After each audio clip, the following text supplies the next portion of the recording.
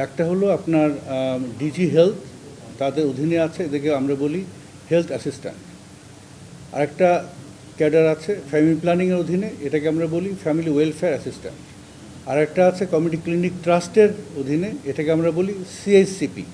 আমরা এই তিন ধরনের স্বাস্থ্যকর্মীকে একটা ক্যাডারে পরিণত করব।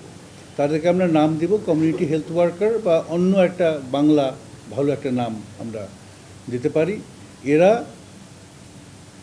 প্রতিটি ঘরে মাসে অন্তত 2 মাস অন্তত একবার করে যাবে, যে আপনার একটা preventive health care package delivery করবে। এবং বর্তমানে আমাদের দেশে HA, FWA এবং CSCP মিলিয়ে 41 থেকে 42,000 আছে। আমরা আরও 1 লক্ষ নেব। তাতে 1,42,000 বা প্রায় 1.5 লক্ষ যদি আমাদের স্বাস্থ্যকর্মী থাকে, তাহলে আমরা বাংলাদেশের প্রতিটি পরিবারকে আমরা নিশ্চিত করতে পারবো যে তারা 2 মাসে অন্তত একবার করে একজন স্বাস্থ্যকর্মীর সাথে সংযুক্ত থাকতে পারবে। এইটা হলো আপনার 1 লক্ষ স্বাস্থ্যকর্মী। মিডওয়াইফ হলো এর উপরে।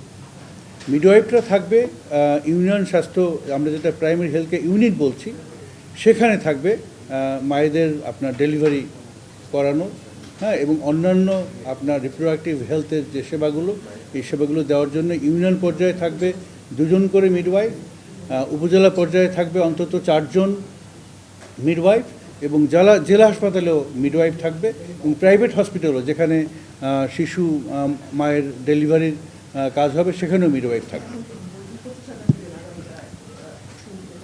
জি, পর্যায়ক্রমে।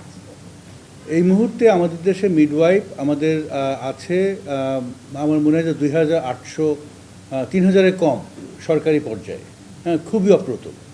হ্যাঁ, কিন্তু আমাদের দেশে মিডওয়াইফারি ট্রেনিং আপনার স্কুল আছে সরকারি এবং বেসরকারিভাবে, আমার মনে হয় যে 150, 40-50-এরও উপরে। হ্যাঁ, তো সেদিক থেকে চিন্তা করলে মিডওয়াইফ তৈরি করার মতো মোটামুটি সক্ষমতা আমাদের আছে, যদিও এডুকেশনের যে কোয়ালিটি, হ্যাঁ, মান, এইটা বৃদ্ধি করার অনেক স্কোপ এখনও আছে, বৃদ্ধি করা যাবে। হ্যাঁ, কিন্তু আমরা আমাদের সরকারিভাবে নিয়োগকৃত যে মিডওয়াইফরা আছে, এটা একেবারেই অপ্রতুল। হ্যাঁ, তো এইটাকে আমরা খুব দ্রুততার সাথে এই অপ্রতুলতার যে চ্যালেঞ্জ, এই চ্যালেঞ্জটা আমরা কাটিয়ে উঠতে চাই।